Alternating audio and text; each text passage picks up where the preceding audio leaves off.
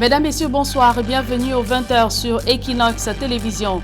À la une de cette édition, clash verbal entre le ministre de l'administration territoriale et une religieuse. Sista Mary demande à Paul Atangadi de cesser toute démagogie devant les familles encore sous le choc de la perte de leurs enfants le 24 octobre dernier. C'était au cours d'une réunion de concertation entre les familles éplorées et la délégation interministérielle en séjour à Kumba.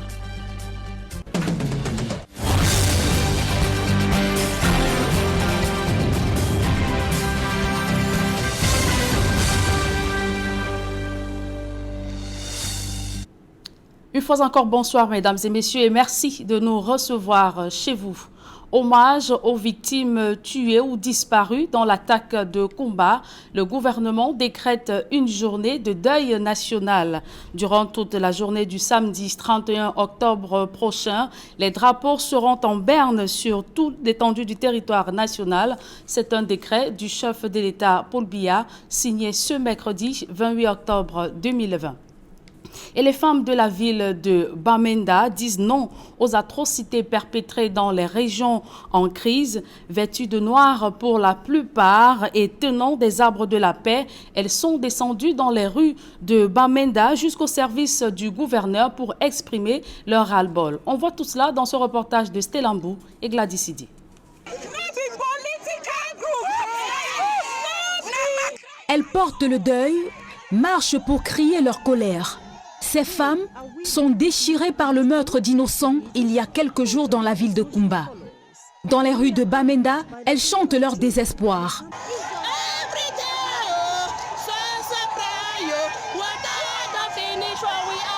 Rejoints dans cette marche de protestation par des enfants, cibles de groupes armés dans le conflit au nord-ouest et au sud-ouest. Les femmes de Bamenda sont allées jusque dans les services du gouverneur, assises à même le sol ou couchées, leur peine est grande. Les mots ne suffisent pas pour décrire leur douleur. Adolphe Lélé l'Afrique condamne les massacres de Kumba ainsi que tous les crimes commis jusqu'ici dans les deux régions anglophones du Cameroun. Ceux qui sont morts à Kumba ne sont pas les premiers, mais ils doivent être les derniers, scande le gouverneur. Those that die in Kumba are not the first. Yes. They are the worst. Many. They should be the last. They should be the last. They should be the last. Enough is enough. May that killing stop, whether armed or military. Que ces tueries s'arrêtent. Quels que soient les auteurs, je ne veux pas savoir. Tous sont nos frères. Nous voulons la paix. La devise de notre pays, c'est paix, travail, patrie. L'objectif des marches enregistrées à travers le pays ces derniers jours, c'est le retour de la paix dans le nord-ouest et le sud-ouest, deux régions meurtries par 4 années de guerre. Tournée de la délégation interministérielle à Kumba, une religieuse tient tête à Paul Atangadi. Sista Mary a dit ou a demandé au ministre de l'administration territoriale de justifier l'injustifiable en tenant compte qu'il y a un être suprême au-dessus de tous. La scène s'est déroulée au cours de la réunion de concertation entre les familles éplorées et la délégation interministérielle en séjour à Kumba. D'autres précisions dans ce reportage de Dalastiana et Jean-Paul Chouniat. À la réunion de concertation avec les familles des élèves victimes de l'attaque meurtrière de Kumba du 24 octobre dernier, le ministre de l'administration territoriale tente de persuader les populations de Kumba et du département de la Mémé de continuer à faire confiance au gouvernement pour la garantie de leur sécurité. Seul le gouvernement a autorité sur la défense et même le monopole de violence d'État. Seuls les hommes en tenue ont ce droit d'être armés. Et pour Paul Atangadi, seul le régime de Paul Biya a les moyens légitimes de la politique de sécurité dans un contexte de crise anglophone qui secoue les deux régions du sud-ouest et du nord-ouest. Dans les Saintes Écritures, l'apôtre Paul, en Romains 13, versets 1 à 5, dit « Tout pouvoir vient de Dieu, et tout détenteur de ce pouvoir est un envoyé de Dieu. Paul Biya est président de la République parce que Dieu l'a voulu ainsi. You are the head of state. Okay, let us put it that way. Okay, please. À peine le big boss du commandement territorial lâche le dernier mot de son intervention, la religieuse Sista Mary explose de colère pour dire à Paul Atangandji de faire attention à ses propos. Nul ne peut combattre Dieu. Vous pouvez raconter au peuple et à l'Église tout ce qui vous arrange. Sachez une chose, le Seigneur vous voit faire. Pour elle, aucun pouvoir, même venant de Dieu, n'échappe au contrôle du Tout-Puissant. Pour quiconque en abuse. Une scène bien surréaliste aux yeux de Paul Atangandji, la délégation venue de Yaoundé et toute l'assistance. Mais la Bible dit, les esclaves d'Égypte que vous voyez aujourd'hui, vous ne les reverrez plus jamais. Une fois son sac de colère vidé sur les autorités administratives de la région du Sud-Ouest et les 3 ministres de Paul Biya, Sista Mary fait une révélation qu'elle dit tenir d'une vision prophétique.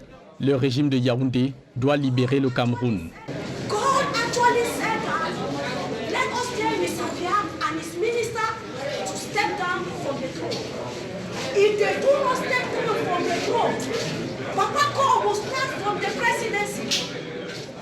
Bien avant cela, elle a déclaré haut et fort que le conflit armé qui fait des morts et des milliers de déplacés internes depuis 4 ans est une honte pour le chef de l'État Paul Biya, ses ministres, un échec pour tout le peuple camerounais. Et les populations de la ville de Bertoua, dans la région de l'Est Cameroun, demandent au gouvernement de mettre définitivement un terme à ce conflit armé dans les régions du Nord-Ouest et Sud-Ouest. Elles digèrent mal la profonde douleur de la tuerie du 24 octobre dernier. D'autres précisions avec Benjamin Issam. C'est à peine si les populations de Bertoua ont le cœur à l'ouvrage quelques jours après le massacre des enfants à Kumba. Au bureau, dans la rue ou sur la moto, on rumine encore la douleur et la consternation. C'est horrible, c'est très horrible, très horrible. Une douleur vraiment atroce pour nous en tant que parents qui recevons ce genre de nouvelles et tous ces brigands vraiment que le gouvernement camerounais essaie de voir comment faire pour mettre main à tous ces brigands-là et que vraiment cela cesse. Les mots ne suffiront plus ni les larmes pour apaiser les cœurs des parents de ces enfants. La politique doit rester une affaire d'adultes et laisser tranquilles les enfants. C'est une affaire d'adultes, ce n'est pas une affaire de ce qui concerne les enfants. On doit laisser les enfants aller à l'école. Aller à l'école, s'instruire, pour développer le Cameroun de demain. Le droit à l'éducation. Si on tue les enfants qui cherchent à s'instruire, ça veut dire qu'on ne veut pas qu'ils aillent à l'école. Et en ce moment, comme conclusion, ces gens ont pour ambition d'envoyer ces enfants à l'époque préhistorique. Dans le soleil levant, on estime qu'il ne s'agit pas au nord-ouest ou au sud-ouest d'une affaire francophone-anglophone. Bien plus, on ne saurait régner le droit à l'école à nos enfants. Il ne s'agit pas de francophones ou anglophones ou de l'Est ou de quoi que ce soit. Il s'agit là du Cameroun. Il s'agit de nos enfants. Il s'agit, n'est-ce pas, de prendre conscience vraiment de l'ampleur de ce qui est en train de se passer. C'est vraiment dommage. En ce qui me concerne, tous mes enfants chez moi sont anglophones. Quoi que je sois francophone, mais mes enfants sont anglophones. Et la question francophone et anglophone ne devrait pas se poser à ce niveau où le Cameroun se trouve. Les voix s'élèvent pour appeler au dialogue entre les parties en conflit et implorer le ciel pour un retour définitif à la paix dans le sud-ouest et le nord-ouest. L'État camerounais peut prendre des mesures drastiques, draconiennes pour arrêter ça, afin que l'éducation continue toujours d'exister dans notre cher et beau pays, le Cameroun. On doit demander à l'aide des jeux pour nous aider au Cameroun parce que vraiment c'est horrible. Mais je pense que le gouvernement a fait beaucoup d'efforts, mais pas comme qu'on continue à faire plus pour trouver une solution définitive. Dans les rues de Bertoua, la crise anglophone préoccupe et chacun voudrait croire que les enfants seront désormais épargnés de ce conflit qui perdure. Massacre d'écoliers à Kumba, le pape François condamne cette barbarie sur des vies innocentes. Le Saint-Père appelle à un cessez-le-feu dans les régions du nord-ouest et sud-ouest. Aux familles éprouvées, le pape François exprime son affection et invoque pour eux le réconfort que Dieu seul peut donner. Je vous propose d'écouter sa déclaration faite en italien depuis le Saint-Siège et traduite par Jean-Paul Chouniat. Je partage la peine des familles des élèves assassinés à Kumba au Cameroun.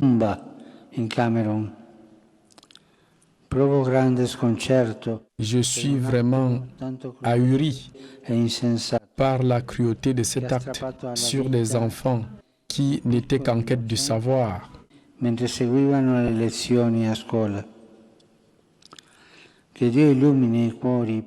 Que Dieu éclaire les cœurs pour éviter pareils actes à l'avenir et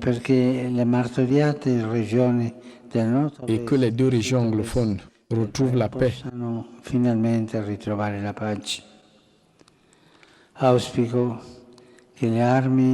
Que les armes se taisent et garantissent la sécurité, le droit à l'éducation et un avenir meilleur pour les jeunes.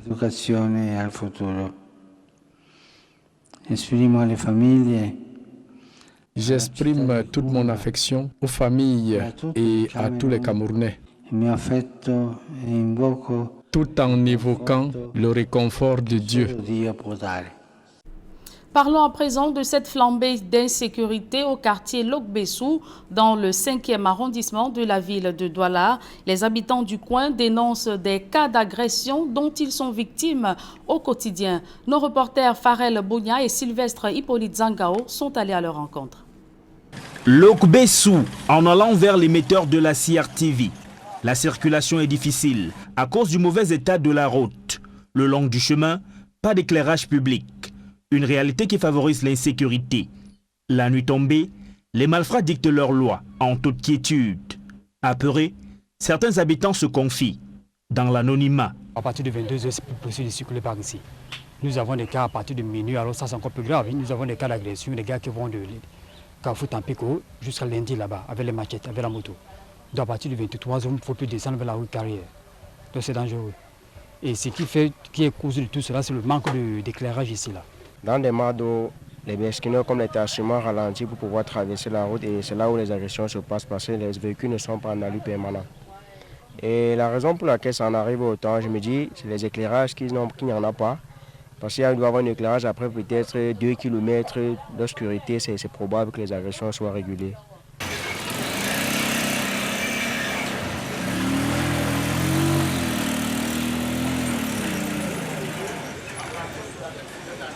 Les hors-la-loi n'hésitent pas à s'introduire dans les domiciles pour dépouiller les populations. Une fois, ils sont venus chez moi à 21h, un samedi. La route ne passait pas. Ils m'ont mis l'arme. Ils ont tout pris. Il y avait la machine des Chinois, là, qu'on joue 100 francs. Oui. Ils m'ont demandé la clé de ça. J'ai dit que je n'avais pas la clé. Bon, le Katika m'a fait comprendre qu'ils savent qu'on ne laisse pas la clé là où on dépose la machine. Ils ont essayé de dire qu'ils vont tirer sur moi. Bon, je n'ai pas parlé. C'est son confrère qui dit « calme-toi petit, calme-toi petit ». Dès qu'ils ont pris tout, ils prenaient tout ce qu'ils voyaient. C'était 5 minutes. Ils ont pris tout ce qu'eux ils voyaient et tout bon. Ils sont partis. Lokbessou se trouve dans l'arrondissement de Douala 5e. Les populations invitent le maire à prendre ses responsabilités. Tout ce que nous pouvons demander, c'est d'abord au maire de la localité qu'il essaie de voir comment gérer l'éclairage public ou bien même de temps en temps voir comment gérer les nids de poules qu'il y a sur cette rue, pour nous éloigner de tous ces désagréments. Si les populations situées sur l'axe bitumé de Lokbessou font de moins en moins face à l'insécurité, celles qui habitent l'intérieur du quartier circulent et dorment la peur au ventre. Allons à présent sur les routes du Cameroun. Le ministre des Travaux publics se réjouit du rythme d'avancement des travaux de construction de la route Yaoundé-Kribi, notamment les lots 1 et 3. Emmanuel Nganou Djoumessi, qui vient d'y effectuer une visite d'inspection de ces chantiers, demande néanmoins d'appuyer sur l'accélérateur pour les livrer avant les délais contractuels. D'autres précisions dans ce reportage d'Élisée Bogba, Marcelin Gansot. Sur le lot 1, Olama Bigambo, long de 106 km, les populations connaissent des fortunes diverses, notamment à partir de Mvengue, où les travaux sont encore en cours. Et les fortes pluies qui s'abattent dans la zone aggravent davantage la situation. L'entreprise Soja Satom, qui exécute les travaux, a du pain sur la planche pour livrer ce tronçon dans les délais contractuels. Il y a des endroits avec des points singuliers sur lesquels il faut passer un peu de temps pour les résoudre de la meilleure façon. À la pluviométrie, on n'y peut pas grand-chose. Quand bien même il y aurait un point localisé de maisons qui resteraient à, on va dire, à déguerpir ou à relocaliser, ou des poteaux électriques qu'il faudrait encore déplacer, on arrive à contourner, on va dire, très ponctuellement le problème et reporter notre activité sur une autre zone. Par contre, entre Olama et Mvengue, en passant par Ngomendjap, les populations savourent déjà les bienfaits du bitume. Il a fallu du temps. Nous étions des broussards, des chimpanzés en brousse. Aujourd'hui, nous sommes les Camerounais à part entière. Moi-même, à 96 ans que je suis, je me disais toujours, est-ce que moi aussi je veux partir comme mes parents sans voir cette route? Aujourd'hui, je l'ai vu et toutes mes familles ont vu cette route. Nous avons la mobilité. Aujourd'hui, aller à Yaoundé, voyager n'est plus un souci pour nous. Nous sommes à Yaoundé à peine 1 heure. Également, au niveau du commerce, nos populations vendent aisément leurs produits. Soit on achète sur place, soit ils vont à Yaoundé ou dans les villes riveraines. Vous comprenez qu'au niveau économique, nous n'avons plus rien à envier aux autres. En visite de chantier, le ministre des Travaux publics se réjouit des avancées enregistrées en dépit de la pandémie de la Covid-19. Je suis satisfait de noter qu'en dépit des retards que nous avons arrêtés du fait de la démobilisation, les équipes de projet se soient réorganisées pour attraper les retards. Donc, les travaux de construction seront livrés dans les délais. Ainsi, nous aurons l'axe Olama Bingambo livré même avant les délais et l'axe Grand Zambi Kribi livré dans les délais. Le projet intègre également la construction de 45 km de route entre Bigambo et Grand Zambi. Puisque la programmation est faite, nous avons déjà une mission de contrôle qui est prête. Nous installons d'abord la mission de contrôle avant l'entreprise des travaux. La mission de contrôle est sélectionnée. L'entreprise de travaux aussi sera sélectionnée sous peu puisque le dossier d'appel d'offres est lancé, mais elle n'est pas encore en construction. L'ambition du gouvernement est de relier Yaoundé au port maritime de Kribi par une route longue de 211 km. Jusqu'ici, il faut parcourir entre 294 et 339 km en empruntant les nationales numéro 2, 3 et 7, c'est-à-dire Kribi et Déa Yaoundé, ou alors Kribi et boulevard Balmayo Yaoundé, ce qui constitue un véritable chemin de croix. La route Yaoundé-Kribi, encore appelée nationale numéro 22, passe par Ngoumou, Ngomendjap, Lolodof et Bigambo. Sa construction en cours intègre également des aménagements connexes au profit des populations riveraines, lesquelles attendent impatiemment de sortir du sous-développement. Parlons éducation à présent. La communauté éducative de Dola, dans l'arrondissement de Pitoa au nord Cameroun, respire un air de soulagement. L'école publique de la localité vient d'être rénovée et fournie en table-banc. Une action du bataillon d'intervention rapide qui permettra aux apprenants d'étudier ou de recevoir les enseignements dans un cadre approprié. Xavier Foka. Le problème d'infrastructure scolaire est l'un des problèmes majeurs dont souffrent les régions septentrionales au Cameroun. Un véritable frein à la qualité de l'éducation que reçoivent les élèves. Un enfant qui s'assied à même le sol ne peut pas former bien les lettres comme celui qui est assis quelque part. L'école publique de Dola, dans l'arrondissement de Pitoa, région du Nord, ne connaîtra plus ce manque. Les 2 salles de classe qui la constituent ont été entièrement rénovées par le 4e bataillon d'intervention rapide, qui a également offert un don constitué de 80 tables bancs. Une action qui vise à renforcer le lien armée-nation. Il s'agit pour nous de participer à l'éducation de la jeunesse, faire de lance de la nation, de rassurer les populations rurales de notre engagement auprès d'elles dans la lutte contre l'insécurité et de les inviter à maintenir la confiance et l'excellente collaboration qui existe entre elles et le bâtiment. Selon Bouba Pierre, directeur de cette école, ce don contribuera à améliorer la qualité de la formation des apprenants. Ce don va nous aider dans l'éducation de ces enfants, surtout dans l'écriture. Le gouverneur de la région du Nord, Jean Abate Edi, qui a assisté à la cérémonie de remise de ces dons, est revenu sur les rôles joués par les forces de défense et de sécurité auprès des populations. Les forces de défense n'ont pas seulement vocation à pouvoir sécuriser ce qui est déjà fait, nos frontières, mais davantage aussi participent par ce genre d'action à contribuer à la mise en œuvre de la politique gouvernementale pour l'éducation. La communauté éducative de Dola promet de faire bon usage de ces dons afin de permettre aux enfants d'accéder au savoir dans de bonnes conditions. Parlons sport à présent. Match du 12 novembre prochain contre le Mozambique. Le sélectionneur des Lions Indomptables se passe des services de Jean-Pierre Nsamé et Nicolas Nkoulou. Antonio Conceição a convoqué 32 joueurs parmi lesquels le capitaine Maxime Choupo-Moting et Christian Bassogog en vue de ce premier match international au stade de la réunification pour le compte de la 3e journée des éliminatoires de la CAN 2020. D'autres précisions avec Sylvestre Zangao. Deuxième du groupe F, après la deuxième journée des éliminatoires de la CAN 2022. Les Lions Indomptables s'apprêtent à affronter le Mozambique les 12 et 16 novembre prochains pour le compte de la deuxième et troisième journée. Antonio Conceição a présélectionné 32 joueurs parmi lesquels l'on note le retour du capitaine Eric Maxime Choupo-Moting, désormais joueur du Bayern Munich, absent lui aussi lors du stage aux Pays-Bas. Christian Bassogog signe également son retour. En revanche, Jean-Pierre Nsamé, auteur de 32 buts en autant de matchs avec les Young Boys de Berne en Suisse, la saison dernière n'a pas été présélectionné. Antonio Conceição a indiqué il y a quelques jours qu'il est intrigué par l'absence du joueur chaque fois qu'il le convoque. Nicolas Nkoulou, le défenseur du Torino en Série A italienne, est absent de la liste. Pourtant, il avait été convoqué pour le même match, juste avant la suspension des éliminatoires, imposée par le coronavirus. Le sélectionneur des Lions Indomptables a fait appel à Boubakary Sidiki, auteur d'une belle saison avec l'Union sportive de Douala. C'est le seul joueur du championnat local convoqué par le sélectionneur. Récemment parti à l'AS Vita Club en République démocratique du Congo, Simon Omosola, l'ancien gardien de but de Coton Sport de Garoua, est de retour dans la tanière. Cameroun-Mozambique, ce sera le 12 novembre prochain au stade de la réunification de Douala. À l'étranger, en Côte d'Ivoire, à 3 jours de l'élection présidentielle, la commission électorale indépendante se dit prête pour le scrutin du 31 octobre prochain, malgré les critiques acerbes de l'opposition. On voit tout cela dans ce reportage de nos envoyés spéciaux Emmanuel Diop et Gizogo.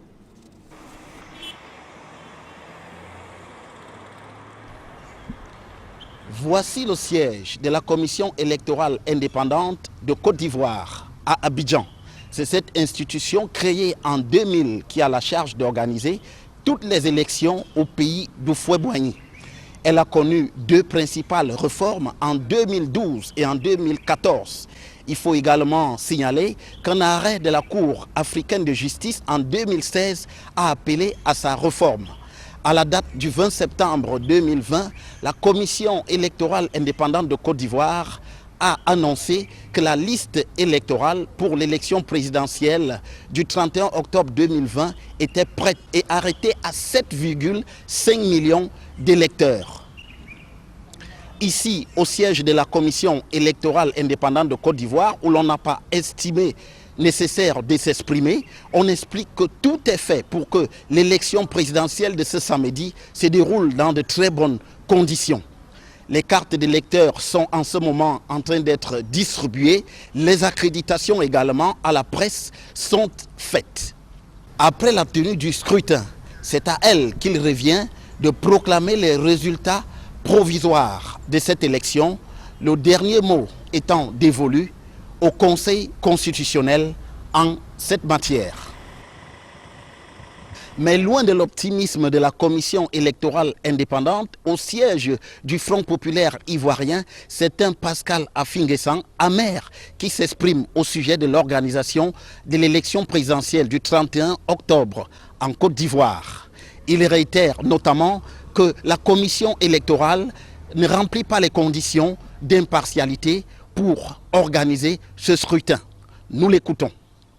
À l'heure actuelle, les 577 commissions locales sont en fait les structures locales du RAIDP.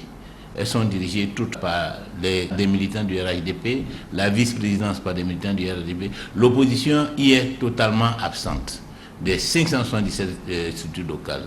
La commission centrale, l'opposition est absente et elle est dirigée par un sympathisant du RAIDP. Donc on ne peut pas aller à une élection où un des compétiteurs est en même temps l'arbitre de la compétition.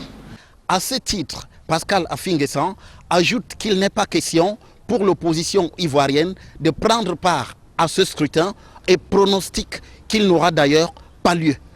Nous sommes candidats, mais nous ne sommes pas concernés par le processus électoral en cours. Donc pour nous, nous ne sommes pas à 4 jours des élections, puisque pour nous, il n'y aura pas d'élection le 31 octobre prochain. Les élections auront lieu quand nous nous serons mis d'accord sur les conditions électorales, notamment sur la composition de la commission électorale indépendante, sur la liste des candidatures, étant donné que M. Ouattara ne doit pas figurer sur cette liste. Il y est de façon injuste, de façon irrégulière, il n'est pas éligible, il ne doit pas être candidat. Et donc il veut faire un coup d'État constitutionnel, doublé d'un coup d'État électoral. Il indique par ailleurs que le boycott actif sur le terrain produit des résultats. Le mot d'ordre se déroule très bien. Je peux même dire qu'à l'heure où je vous parle, le pays est en fait paralysé. Et même s'il y a des activités qui sont au ralenti, les opérateurs économiques sont inquiets. Plusieurs axes routiers sont impraticables. La distribution des cartes d'électeurs est stoppée. Le gouvernement a été obligé de délocaliser dans les brigades de gendarmerie le stock de cartes d'électeurs disponibles. Devant ces positions tranchées, une délégation de l'Union africaine séjourne ici en Côte d'Ivoire et devait rencontrer l'opposition ce soir. Ce que nous leur disons, c'est qu'il n'y a pas d'élection en Côte d'Ivoire, qu'il ne faut pas perdre son temps dans une observation. Il n'y a pas d'observation à faire. Ce dont le pays a besoin aujourd'hui, c'est d'une médiation pour que l'opposition et le pouvoir se mettent d'accord sur les conditions d'organisation des élections. Peut-être l'issue du scrutin du 31 décembre 2020, ici en Côte d'Ivoire, dépend de cette dernière tractation. Depuis Abidjan, pour Equinox Télévision, Emmanuel Diop, Gizogo.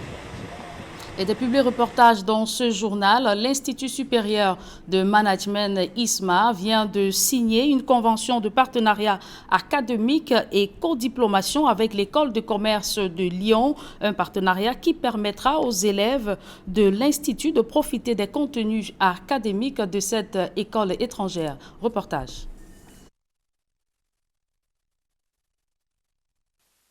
L'Institut supérieur de management, ISMA, internationalise ses enseignements.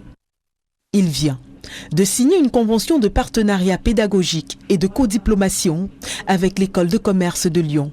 Objectif, donner à ses apprenants la formation nécessaire pour se déployer aisément dans le monde impitoyable de l'emploi. Donc je suis le président effectivement du groupe École de commerce de Lyon et l'objet de notre visite aujourd'hui, à l'invitation de M. Bayero Fadil, qui est docteur honoris causa de notre école de commerce à Lyon, eh bien c'est de nouer un partenariat avec l'école ISMA de Douala et un partenariat pédagogique pour une codiplomation.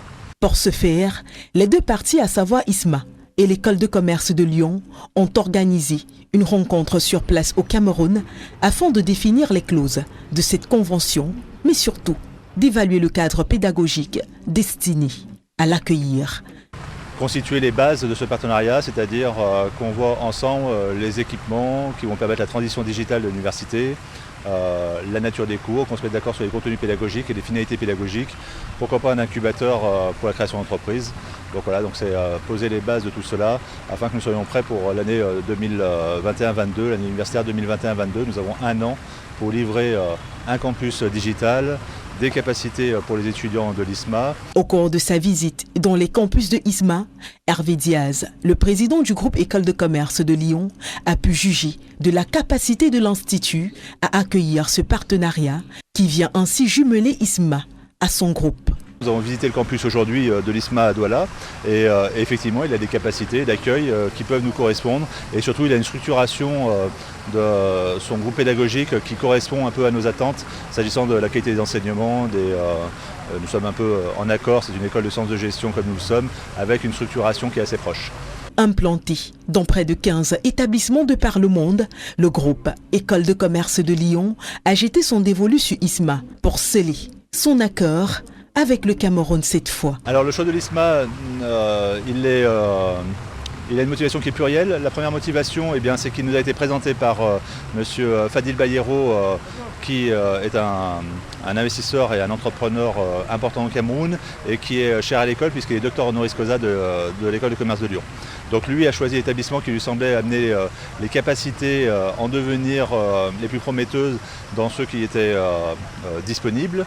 Et donc effectivement... Grâce à cette convention de partenariat, les étudiants de ISMA pourront suivre des contenus pédagogiques construits par le groupe École de commerce de Lyon en étant au Cameroun, ou tout simplement par le canal de l'Institut, se rendre sur place à Lyon ou un autre campus du groupe de par le monde afin d'y suivre leur cursus académique. Les retombées de cette convention de partenariat seront disponibles pour l'ensemble des étudiants de ISMA dès la rentrée académique 2021-2022.